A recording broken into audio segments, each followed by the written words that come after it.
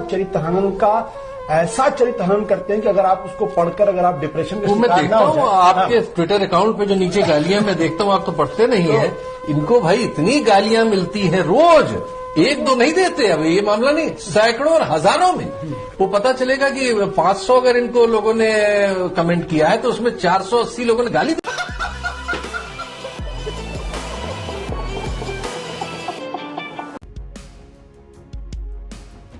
विपक्षी दल है, विपक्षी है, वो कह रहा है कि चुनाव में गड़बड़ी की जा रही, चुनाव में धांधली की जा रही, तो उस चुनाव का मतलब क्या रहेगा? 40 लाख से ज्यादा वोटर जब तेलंगाना में डिलीट हुए थे, मुझे बताइए तब आपने फेविकॉल खा लिया था? 5.5 लाख से ज्यादा वोटर बंगाल में डिलीट हो गए, लगभग 50,000 वोटर हिमाचल में डिलीट हो गए, तब आशुतोष ने फेविकॉल खा लिया। बंद करो। लोकतंत्र की धज्जियां उड़ रही हैं राहुल गांधी और उनके जितने भी चरण चुंबक हैं उनके हिसाब से। क्योंकि आदित्यनाथ तो प्रधानमंत्री नरेंद्र मोदी की जिम्मेदारी है कि ऐसे लोगों के खिलाफ सख्त से सख्त कार्रवाई हो, और जो लोग भी अगर उनकी पार्टी के प्रवक्ता भी ऐसे लोगों को डिफेंड करते हैं, उनको पार्टी के प्रवक्ता के पद से हटाया जाना चाहिए, क्योंकि अगर हिंसा स्वीकार नहीं करेगा। किस तरीके से हरकत हो रही है? माना कि सवाल का जवाब देना अपनी तौहीन समझता हूँ। जब भी मैं कोई बात कहता हूँ सब लोगों को जंप होने लगते हैं, ये जंप करते मिर्ची लगने लगती है। वो अंतरराष्ट्रीय स्तर पर जाएगी तो कितना बुरा लगेगा?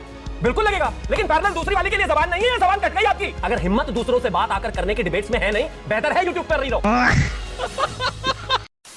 नमस्कार दोस्तों, डिबेट्स होगी एक और मज़ेदार वीडियो में आप सभी का स्वागत है। दोस्तों आज की इस वीडियो में हम देखने वाले हैं वरिष्ठ पत्तलकार आशुतोष की डबल धुलाई। दोस्तों डिबेट में पहले तो बीजेपी की प्रवक्ता संजू वर्मा ने आशुतोष को बढ़िया से धोया है, और दोस्तों अंत में बीजेपी के ही प्रवक्ता शिवम त्यागी ने इनको अच्छे से निचोड़ा है। तो दोस्तों धुलाई और निचोड़ाई सुखाई सारी एक ही साथ हो गई है। वीडियो बहुत मज़ेदार है, अंत तक देखना, बहुत मज़ा आने वाला है। चैनल पर अगर नए हो तो चैनल को सब्सक्राइब जरूर कर लेना। चलिए दोस्तों मेन वीडियो स्टार्ट करते हैं। ये टीवी वाले भाई पिक्चर चालू करो बे। चुनाव न केवल होने चाहिए बल्कि साफ सुथरे होते हुए दिखने भी चाहिए। अगर ये नहीं हो रहा है, अगर विपक्षी बातों को इग्नोर किया जा रहा है, अगर विपक्षी बातों को एक राजनीतिक पार्टी की तरीके से उसको जवाब दिया जा रहा है, इसका मतलब यह है कि जो लोग भी हैं उनको आज के चुनाव में किसी तरीके की कोई दिलचस्पी नहीं है। उनको सिर्फ ये दिलचस्पी है किसी तरीके चुनाव कराइए और चुनाव जीतिए।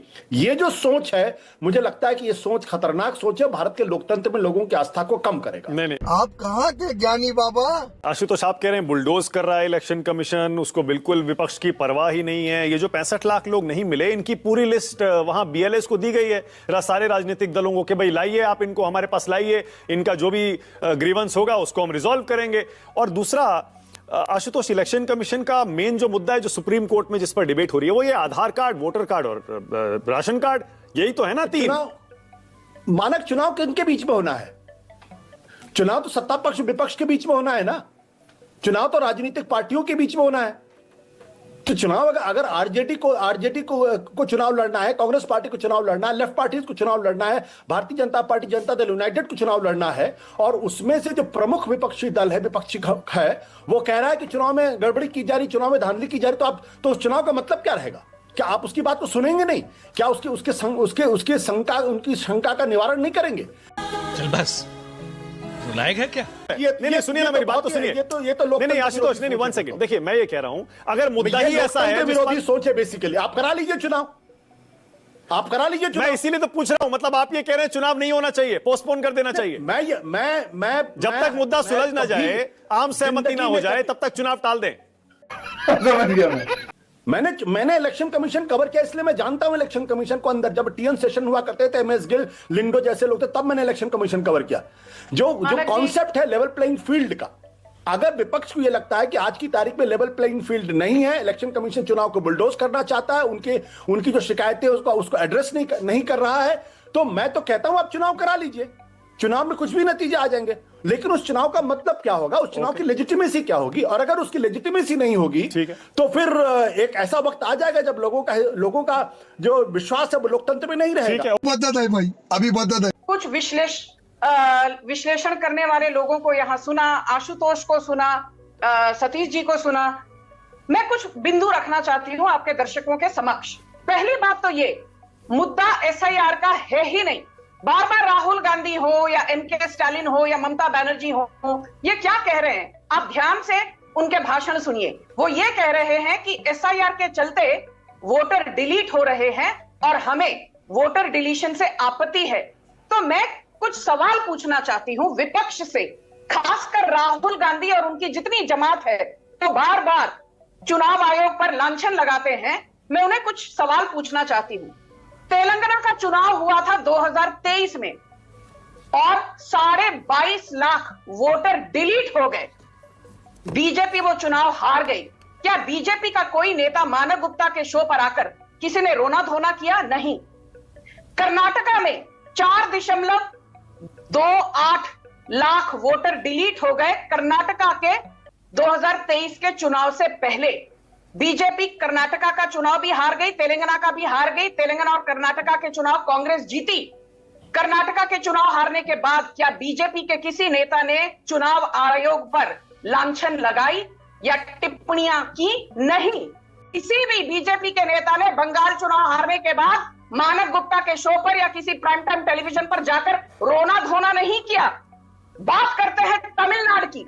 तमिलनाडु का चुनाव डीएमके जीती, जो कि इंडी ब्लॉक के गठबंधन का एक हिस्सा है।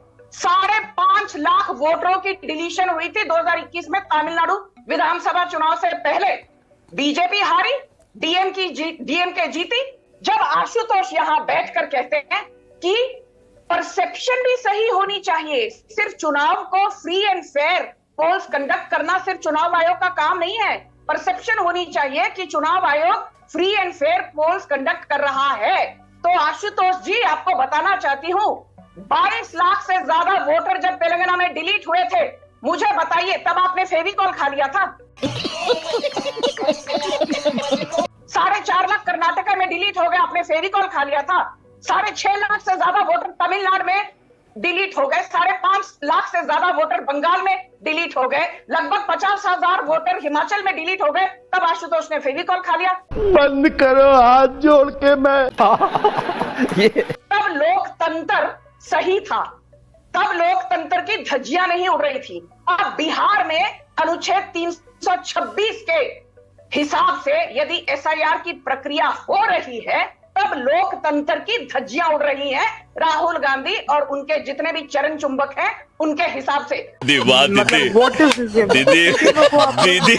दावे के साथ कह सकता हूं, अब से लेके 5:18 से 5:50 तक मानव गुप्ता का शो चलेगा। और मैं एग्जांपल दे रहा हूं आपको। कटिहार में हंगामा हुआ, इसके अलावा दरभंगा में हंगामा हुआ, मुजफ्फरपुर में हंगामा हुआ, मध्य प्रदेश राजगढ़ में हुआ, उत्तर प्रदेश के कुशीनगर में हुआ, उत्तर प्रदेश के बरेली में हुआ, फरीदपुर में, तमाम जगह हुआ। मुहर्रम वालों ने किया, इस देश में खबरें भी चली, सब चैनल्स ने चलाई। जरा आशुतोष जी अपनी कोई बाइट ऐसी निकाल के दिखा दें कि इन पर सख्त से सख्त कार्रवाई होनी चाहिए, इनको बचाया जा रहा है, इस देश में कुछ हो नहीं रहा, जबकि वो ऑपोजिशन लीडर नहीं है। आप ये आरोप लगा रहे हैं कि जानबूझकर मुस्लिम धर्म यात्रा में, धार्मिक यात्रा में जो होता है उस पर नजर नहीं जाती लोगों की, आशुतोष की फॉर एग्जांपल, और उनकी कांवड़िया यात्रा पर जाती है। घुमा फिरा के कह रहा हूं, आरोप नहीं, जोर जोर से आरोप लगा रहा हूं, ढोल पीट पीट करके बिल्कुल नहीं करते। क्यों भाई, क्यों ऐसा क्यों? वो जाने, गजब बेइज्जती है। आप बताइए ना, आपका क्या मानना है? क्या पता, कोई क्यों करेगा? होता है कुछ लोगों को यहाँ तुष्टीकरण का कीड़ा, बेशक वो राजनीति में ना हो तब भी होता है। जबरदस्ती करने में लगे रहते हैं। आशुतोष बोलिए, पूछिए, बताइए। आशुतोष बोलिए, आपकी बारी, बोलिए, आप ही जवाब। यार, मैं माना कि सवाल का जवाब देना अपनी तौहीन समझता हूं। ये तो मुद्दे लगा। समझते रहिए, जनता ये मेरा ये अपमान, क्योंकि इन लोगों के पास जो कुछ सड़कों पे हो रहा है उसको जस्टिफाई नहीं कर पा रहे हैं, इसलिए हर सवाल में हिंदू मुसलमान खड़ा कर देते हैं। ये ज़हनी तौर पर ये सिर्फ इसी सवाल को खड़ा करते, इसके अलावा कोई सवाल खड़ा नहीं कर। गजब टू बी आदमी। इनको ये दिखाई नहीं पड़ता है कि दरअसल ये जो हुड़दंग हो रहा है, ये हिंदुओं का ही नुकसान कर रहे हैं, ये हिंदू धर्म का नुकसान कर रहे हैं, उनकी एक छवि अंतर्राष्ट्रीय स्तर पर पहुंचाने की कोशिश हो रही है। अब जब ये तस्वीरें आज के जमाने में तो पूरी दुनिया में दिखाई, मैं आपको एक तस्वीर आपकी दिखा देता हूं, मैं आपके फेसबुक पे दिखाई पड़ जाएगा, जहां किस तरीके से भगवा वस्त्र पहन के लोग सीआरपीएफ के जवान को पटक पटक के मार रहे हैं। ये तस्वीर दुनिया में जाएगी तो लोग हिंदू धर्म के बारे में क्या सोचेंगे, क्या कहेंगे उसके बारे में?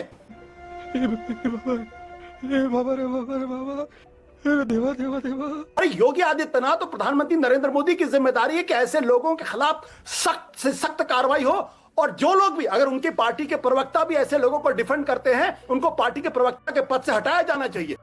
कोई तरीका है भीख मांगने का? क्योंकि ये लोग दरअसल हिंदू धर्म का नुकसान कर रहे हैं, ये बीजेपी का नुकसान कर रहे हैं, ये आरएसएस का नुकसान कर रहे हैं। क्योंकि आशुतोष, अगर हिंसा मुझे की हो एक मिनट, एक मिनट। इसको हिंदू स्वीकार नहीं करेगा। आशुतोष, जिस तरीके से हरकत हो रही है आशुतोष, लेकिन आप भी इसलिए जानते हैं, जब ये डिफेंड नहीं कर पाएंगे आशुतोष, तो ये आप भी जानते आशुतोष के ऊपर व्यक्तिगत टिप्पणियां करेंगे, उनके ऊपर ऐसी अभद्र भाषा का इस्तेमाल करेंगे आशुतोष, और एक हर सेकंड, चीज का एक सम्मान सेकंड, बनाने की कोशिश करेंगे। आशुतोष, तो ये पुरानी आशुतोष, टैक्टिस एक सेकंड। बीजेपी के लोगों की टैक्टिस में अच्छी तरीके से जानता हूं। जब भी मैं कोई बात कहता हूं, इन सब लोगों को जंप होने लगते हैं, ये जंप करते, मिर्ची लगने लगती। मैं एक ही बात कह रहा हूं, हिंदू हो या मुसलमान, सड़क पर उतर कर अगर कोई भी आदमी गलत काम कर रहा है। लेकिन आशुतोष, आशुतोष, एक सेकंड, मैं सिर्फ एक बात कहूंगा। आशुतोष, आप ये जो कह रहे हैं ना, करने का काम आशुतोष, सुन पा रहे हैं? तो मैं तो जोर से कहता हूं कि मुख्यमंत्री जी को भी सोचना चाहिए कि वो हिंदू धर्म का नुकसान कर रहे हैं या हिंदू धर्म का फायदा कर रहे हैं।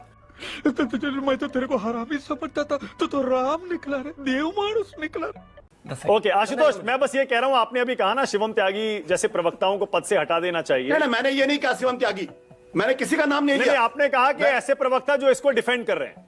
बिल्कुल, मैंने कहा आशुतोष, बीजेपी के सारे प्रवक्ता डिफेंड कर रहे हैं। नहीं, मैं बीजेपी के सारे नेता करेंगे। मैं फिर अपनी बात कह दूं, मैं ऐसे सवालों का जवाब देना अपनी तौहीन समझता हूं। हमारी पार्टी का दिल बड़ा है। आज भाजपा के आज के सारे प्रवक्ताओं को हटाकर आपको आने की आवश्यकता नहीं है, हमारे रहते हुए भी बहुत सारे हैं। आपका भी स्वागत है अगर आपका मन करता है भाजपा को डिफेंड करने का। भाई संघ और बीजेपी की बड़ी चिंता है ना आशुतोष जी को, अरे बड़ी दिक्कत है, नुकसान हो जाएगा, तो आ जाओ इधर भैया, स्वागत है आपका, बहुत आए, कोई दिक्कत थोड़ी ना है। अब आ गया आपको लगता होगा अपनी तौहीन मुझे जवाब देना, और अगर आपको अपना लगता है तौहीन तो अपने सामने मोबाइल का स्टैंड लगाकर खुद उससे ही बात करते रहा करो। अगर हिम्मत दूसरों से बात आकर करने की डिबेट्स में है नहीं, बेहतर है यूट्यूब पर रही रहो। क्योंकि आपके बस की नहीं है लोगों के सवाल फेस करना। अब आगे आता हूं, मेरे देश, मेरे धर्म, मेरी पार्टी को कोई भी बोलेगा ना, मुझे उसको जवाब देने में कोई तौहीन नहीं है जी। आपको तौहीन होती होगी, मुझे तौहीन नहीं है, और अब मैं आपको कह रहा हूं, और मैं इनका नाम लेकर इनको नहीं कह रहा हूं। कोरोना में एक फॉर्म हुआ करती थी कैरियर, वो कोरोना को एक जगह से दूसरी जगह पहुंचा देते थे। अगर मेरे देश में, मेरे देश के, मेरे धर्म की कुछ तस्वीरों को पहुंचाने वाले कैरियर कह रहे हैं कि वो अंतरराष्ट्रीय स्तर पर जाएगी, तो कितना बुरा लगेगा? बिल्कुल लगेगा, लेकिन पैरेलल दूसरी वाली के लिए जबान नहीं है, जबान कट गई आपकी। बंद करो, हाथ जोड़ के मैं मोदी साहब से गुजारिश करता हूँ। देखिए अंजना जी, मैं पत्रकार हूं और 30 साल से मैं पत्रकारिता कर रहा हूं। जब मैं कोई बात बोलता हूं तो पूरी गंभीरता के साथ बोलता हूं और पत्रकारीय चरित्र के साथ बोलता हूं। मैंने उस दिन भी आपके चैनल पे कहा था और आज भी मैं अपने चैनल, आज भी मैं कह रहा हूं पूरी जिम्मेदारी के साथ कि जगदीप धनखड़ जी ने बहुत पीड़ा के साथ, बहुत आहत होके ये बात लोगों से शेयर की कि उनको अपमानित किया गया और वो बुरी तरीके से उनकी ईगो हर्ट हुई थी। किससे शेयर किया? अपनी, अब ये आप छोड़िए, मैं पत्रकार हूं, मैं अपना सूत्र नहीं बताऊंगा। अरे ये कोई बात है? क्यों नहीं बताइएगा?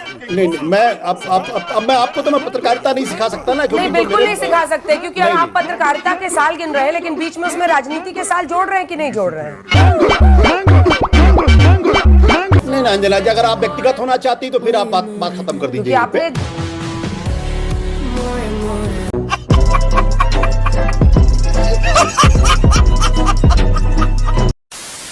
तो दोस्तों इस वीडियो में इतना ही। अगर आपने वीडियो अंत तक देखी है तो उम्मीद करता हूँ आपको वीडियो पसंद आई होगी। वीडियो के बारे में आपकी जो भी कोई राय है कमेंट्स करके जरूर बताएं। वीडियो को अंत तक देखने के लिए आप सभी का बहुत बहुत धन्यवाद। ऐसी ही मजेदार वीडियो देखने के लिए चैनल को सब्सक्राइब करना बिल्कुल ना भूलें। चलिए दोस्तों, मिलते हैं जल्द अगली वीडियो में, तब तक के लिए जय हिंद, वंदे मातरम।